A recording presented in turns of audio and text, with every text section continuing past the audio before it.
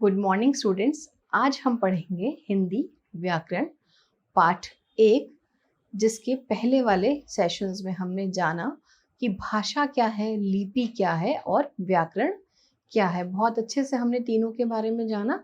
आज हम करेंगे इसके अभ्यास माला और इसके प्रश्न उत्तर। उन्हें शुरू करने से पहले एक बार फिर हम दोहराएंगे पाठ को, पाठ के जो मुख्य बिंदु हैं उन्हें, ताकि हमें आसानी होगी अभ्यास कार्य करने में। तो सबसे पहले आता है कि भाषा क्या है। भाषा वह साधन जिसके द्वारा मनुष्य अपने भावों व विचारों को बोलकर प्रकट करता है, लिखकर प्रकट करता है, वह साधन भाषा कहलाती है। भाषा कितने प्रकार की है?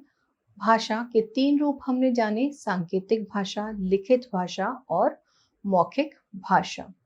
सांकेतिक भाषा जिसमें व्यक्ति अपने विचारों को, अपने मनोभावों को जो है इशारों द्वारा बताता है, और इस प्रकार की भाषा का मुख्य प्रयोग जो हम अपनी दैनिक जीवन में अपने परिवार व अपने मित्रों के साथ करते हैं।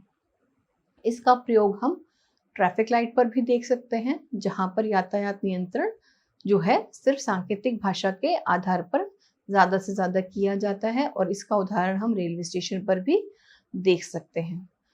फिर भी इसको मान्यता प्राप्त नहीं है। भाषा के जो मुख्य रूप जिन्हें मान्यता प्राप्त है वे हैं लिखित भाषा तथा मौखिक भाषा।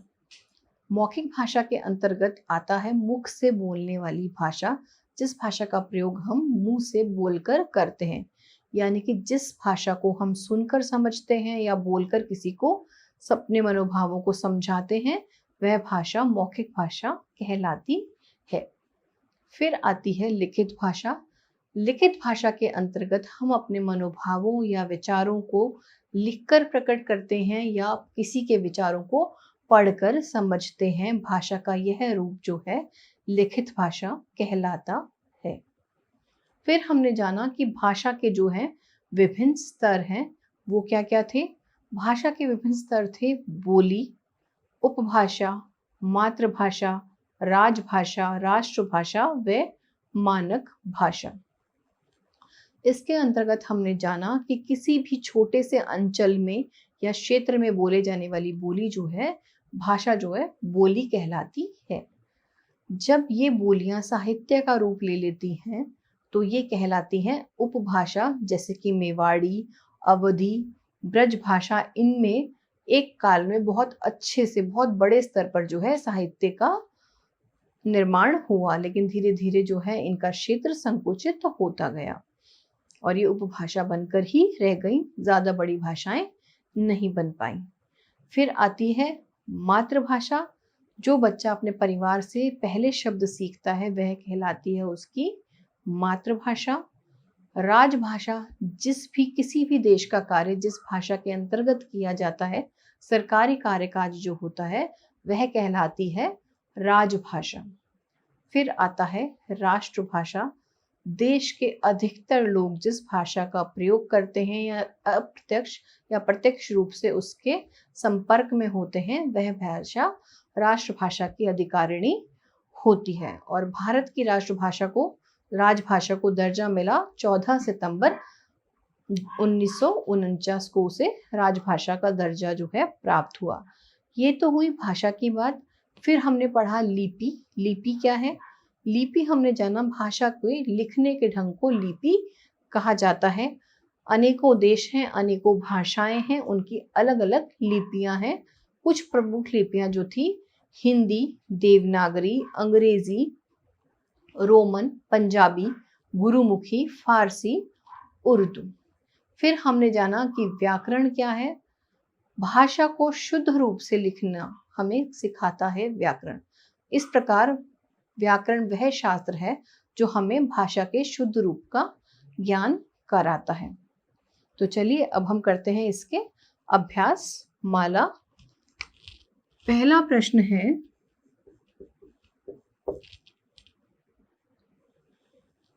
कोष्ठक में दिए गए शब्द चुनकर वाक्यों को पूरा कीजिए। पहला है क, हम अपनी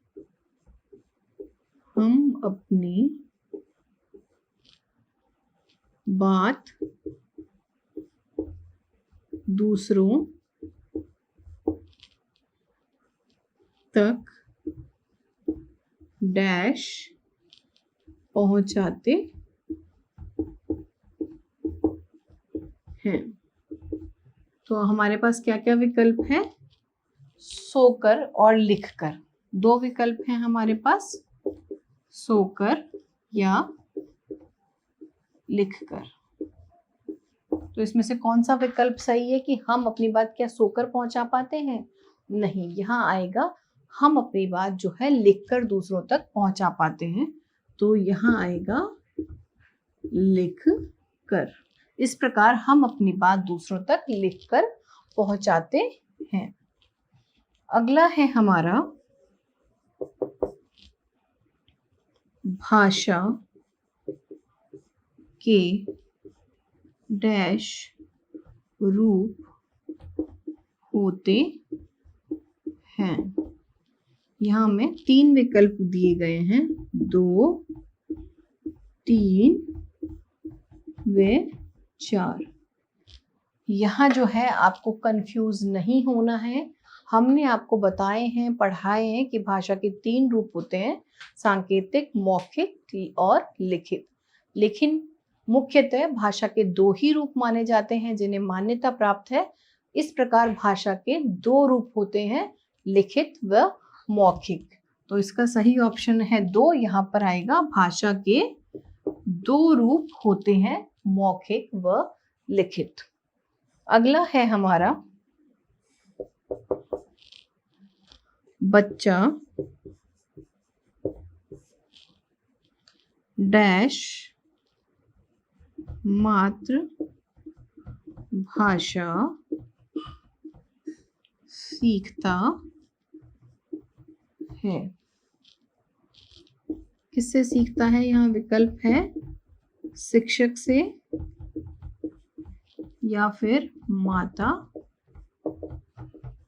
पिता से। तो यहाँ क्या आएगा? बच्चे की पहली पाठशाला किसको माना जाता है? पहली पाठशाला घर को ही माना जाता है। बच्चा वही सीखता है जो उसके परिवार के सदस्य बोलते हैं, उसके माता पिता जिस भाषा का प्रयोग करते हैं वही बच्चा जो है उस भाषा का प्रयोग करता है, वही भाषा बच्चे की मातृभाषा कहलाती है। तो यहाँ आएगा बच्चा माता पिता से मातृभाषा सीखता है, इसलिए यह विकल्प सही है। और यहाँ आएगा माता पिता से मातृभाषा सीखता है। फिर है घ, बोलकर अपनी बात कहना भाषा का डैश रूप है, लिखित और मौखिक।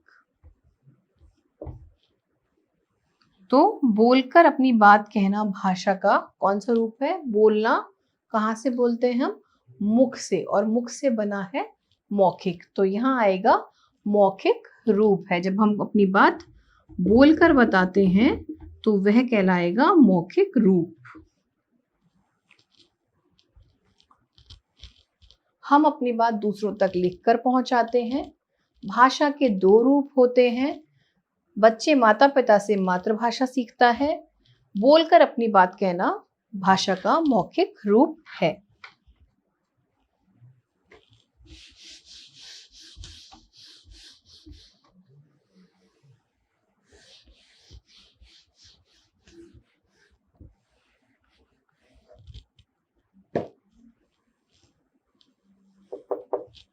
फिर है देश के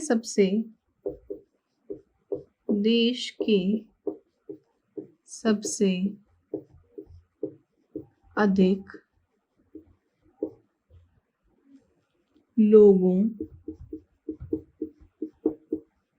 द्वारा बोली और समझी जाने वाली भाषा डैश कहलाती है। तो हमारे पास यहाँ विकल्प हैं राष्ट्रभाषा और राजभाषा। तो हमने क्या जाना पाठ पढ़कर कि राजभाषा और राष्ट्रभाषा में क्या अंतर है। राजभाषा वह भाषा जो सरकारी कार्यकाज के लिए प्रयोग में लाई जाती है, उस भाषा को राजभाषा कहा जाता है। उसके विपरीत जिस देश में अधिकांश रूप से लोग एक ही भाषा को बोलते हैं, सुनते हैं, उसका प्रयोग करते हैं या उसके संपर्क में रहते हैं, उस भाषा को राष्ट्रभाषा कहा जाता है। तो यहाँ आएगा देश के सबसे अधिक लोगों द्वारा बोली और समझे जाने वाली भाषा को राष्ट्रभाषा कहा जाता है, राष्ट्रभाषा कहलाती है।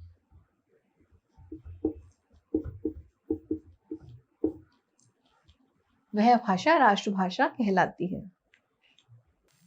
हमारा अगला प्रश्न है सही और गलत। इसमें हमें सही वाक्यों के आगे सही वाक्यों पर सही तथा गलत पर गलत का निशान लगाइए। पहला है भाषा के माध्यम से हम अपनी बात दूसरों तक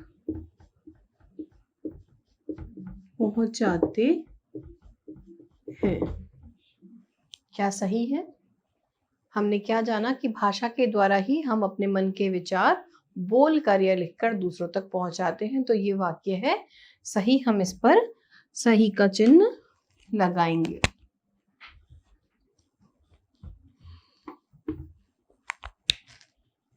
अगला है एक बोली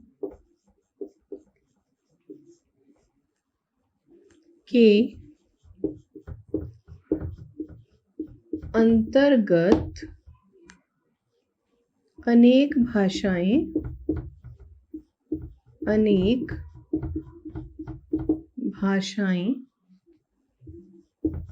आती हैं। तो ऐसा है नहीं। किसी भी प्रांत में या किसी क्षेत्र में एक विशेष प्रकार की बोली बोली जाती है, उसमें अनेक भाषाएं नहीं आती हैं। तो ये वाक्य है गलत। फिर है मौखिक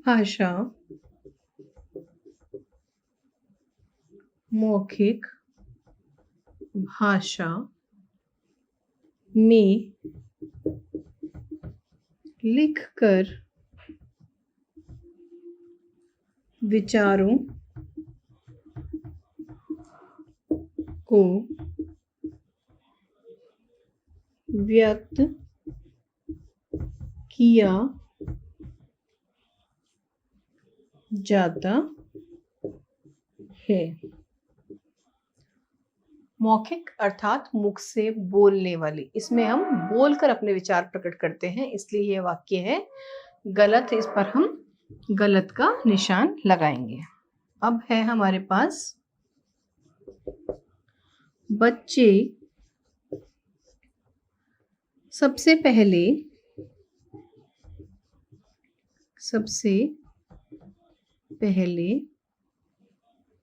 मातृभाषा सीखते हैं। हमने जाना कि बच्चे की पहली पाठशाला उसका घर ही होता है। वह अपने माता पिता से पहली भाषा अर्थात मातृभाषा सीखता है, इसलिए यह वाक्य है बिल्कुल सही है कि बच्चे अपनी मातृभाषा अपने माता पिता से ही सीखते हैं और सबसे पहले सीखते हैं। फिर है व्याकरण भाषा के शुद्ध रूप का ज्ञान कराता है। यह वाक्य बिल्कुल सही है कि व्याकरण जो है वह शास्त्र है जो हमें भाषा के शुद्ध रूप का ज्ञान कराता है, अर्थात यह वाक्य सही है। फिर है आंध्र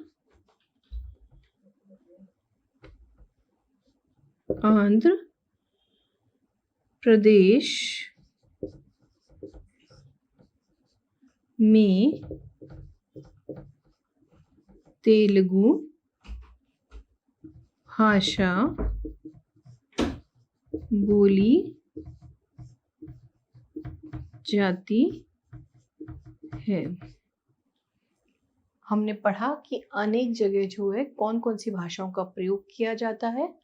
ये वाक्य बिल्कुल सही है कि आंध्र प्रदेश में तेलुगु भाषा का जो है प्रयोग करते हैं, इसलिए ये वाक्य सही है। एक बार फिर से पढ़ते हैं हम। भाषा के माध्यम से हम अपनी बात दूसरों तक पहुंचाते हैं, सही। एक बोली के अंतर्गत अनेक भाषाएं आती है, गलत। मौखिक भाषा में लिखकर विचारों को व्यक्त किया जाता है, गलत। बच्चे सबसे पहले मातृभाषा सीखते हैं, सही। व्याकरण भाषा के शुद्ध रूप का ज्ञान करता है, सही। और आंध्र प्रदेश में तेलुगु भाषा बोली जाती है, यह वाक्य भी है सही। अब हम करेंगे इस पाठ के प्रश्न उत्तर।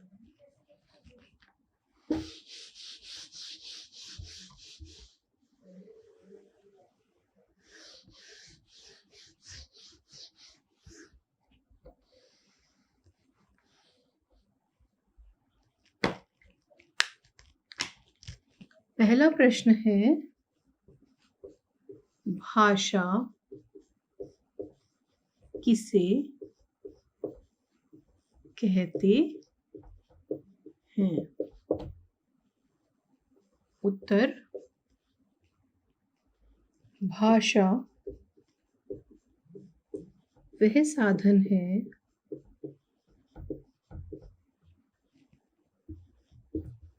जिसके द्वारा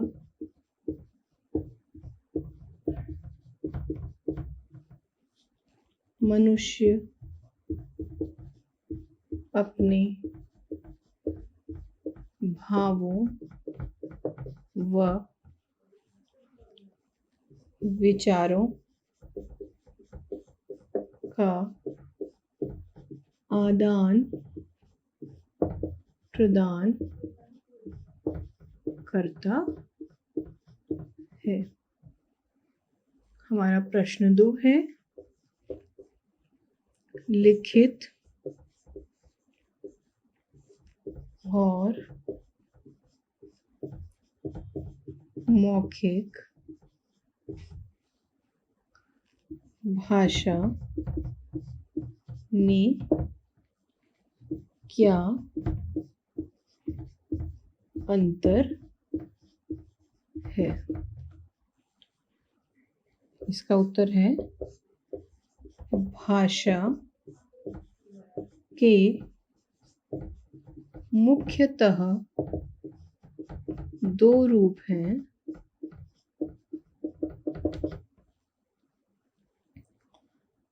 पहला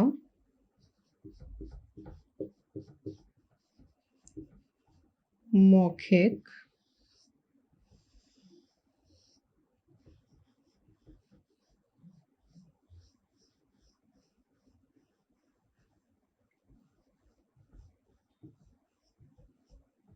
दूसरा लिखित।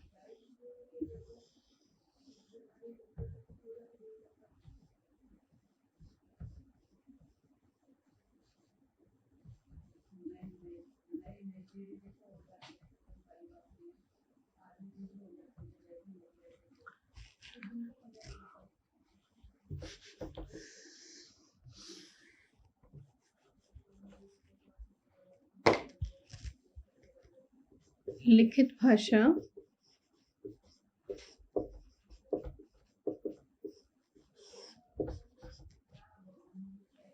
जब हम अपनी बात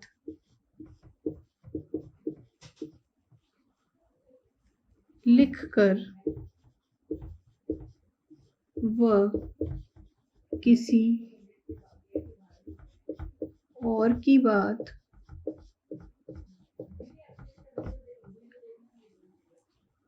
पढ़कर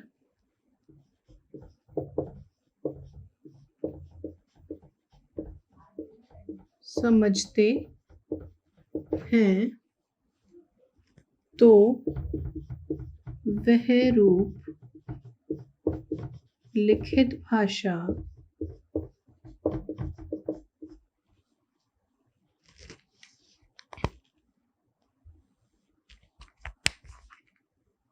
कहलाता है। फिर है मौखिक भाषा।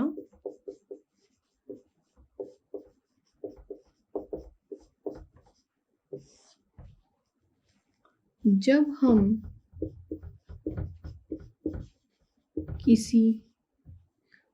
हम बोलकर अपनी बात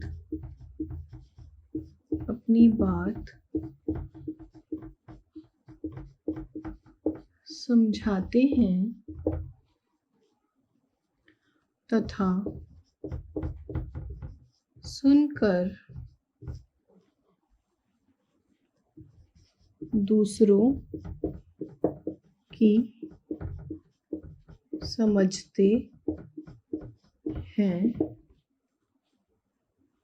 तो इसे भाषा का मौखिक रूप कहते हैं। इस प्रकार लिखित और मौखिक भाषा में क्या अंतर है, हमने जाना कि भाषा के मुख्यतः दो रूप हैं, मौखिक भाषा व लिखित भाषा। लिखित भाषा जब हम अपनी बात लिखकर व किसी और की बात पढ़कर समझते हैं तो वह भाषा का लिखित रूप कहलाता है। फिर है मौखिक भाषा, जब हम बोलकर अपनी बात समझाते हैं तथा सुनकर किसी और की बात समझते हैं तब वह भाषा का मौखिक रूप कहलाता है।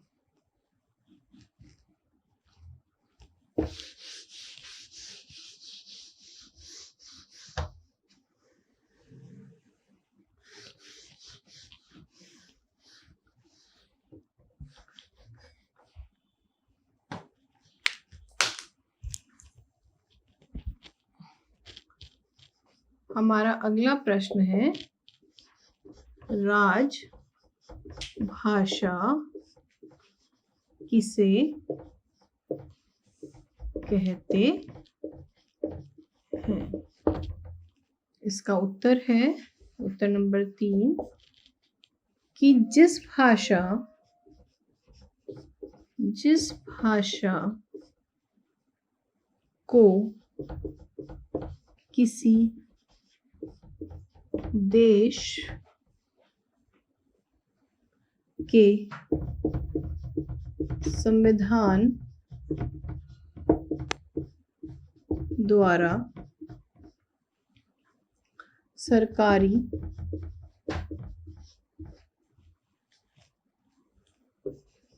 कामकाज की भाषा के रूप में स्वीकारा जाए तब वह राजभाषा कहलाती है।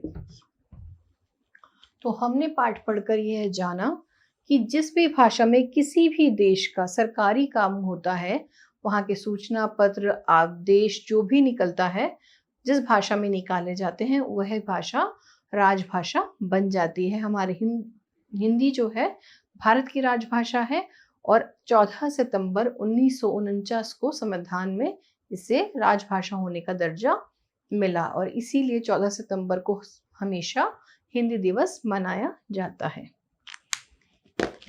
अगला प्रश्न है, राष्ट्रभाषा किसे कहते हैं? राष्ट्रभाषा किसे कहते हैं? उत्तर 4, देश के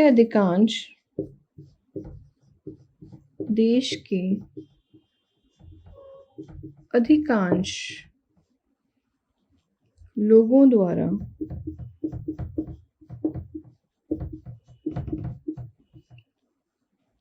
बोलचाल की भाषा के रूप में प्रयोग की जाने वाली भाषा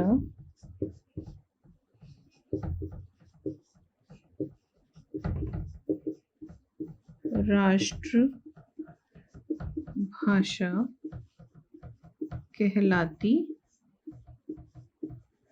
है। तो किसी भी देश के नागरिक जो हैं जिस भाषा का उपयोग ज़्यादा से ज़्यादा करते हैं वही भाषा राष्ट्रभाषा होने की अधिकारिणी हो जाती है। हमारे देश की भाषा राष्ट्रभाषा हिंदी है।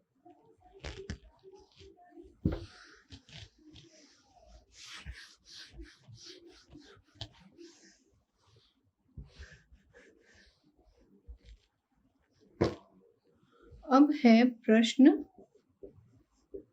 5, लिपि की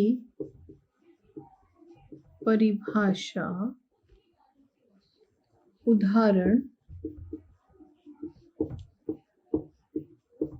सहित समझाइए।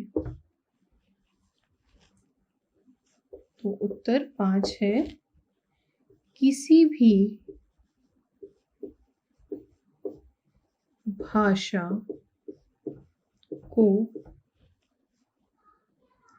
लिखने की विधि लिपि कहलाती है। जैसे हिंदी की देवनागरी,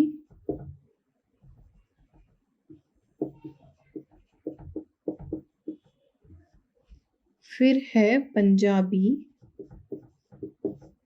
की गुरुमुखी,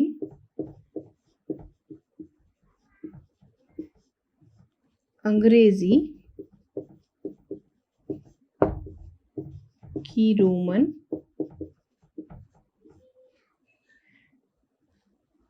इस प्रकार से अनेकों भाषाएं हैं जिनकी अलग अलग लिपियां हैं। यहाँ कुछ उदाहरण मैंने आपको दिए हैं। हमारा अगला प्रश्न है प्रश्न 6, व्याकरण किसे कहते हैं? तो इसका उत्तर है भाषा के शुद्ध रूप का ज्ञान कराने वाला शास्त्र व्याकरण कहलाता है। लिपि की परिभाषा उदाहरण सहित समझाइए। किसी भी भाषा को लिखने की विधि लिपि कहलाती है, जैसे हिंदी की देवनागरी, पंजाबी की गुरुमुखी, अंग्रेजी की रोमन, फारसी की उर्दू इत्यादि। हमारा अगला प्रश्न है व्याकरण किसे कहते हैं? तो भाषा का शुद्ध रूप जब हमें पता चलने लगे, जिसके द्वारा पता चलने लगे, उस शास्त्र को व्याकरण कहा जाता है। तो इस पाठ के द्वारा हमने जाना कि भाषा की उत्पत्ति कैसे हुई, भाषा के रूप क्या हैं, कितने प्रकार की भाषाएं होती हैं, लिपि क्या है और व्याकरण क्या है।